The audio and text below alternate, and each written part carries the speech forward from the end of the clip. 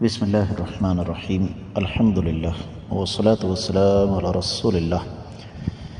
سوال آ گیا ہے، لڑکا پیدا ہوا، اس کا ختنہ کیا، اس کے بال اتارے، اب اس کے بالوں کا کیا کیا جائے؟ اس کے ختنے کا جو بقیہ گوشت ہے جو اتارا گیا ہے اس کا کیا کیا جائے؟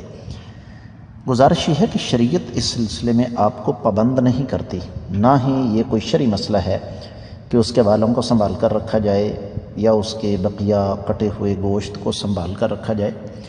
اس بارے میں شریعت آپ کو اختیار دیتی ہے۔ کیوں؟ اگر آپ اس کو رکھیں گے تو گناہ کوئی نہیں، اور اگر آپ اسے ضائع کر دیں گے تو کوئی اجر و ثواب نہیں۔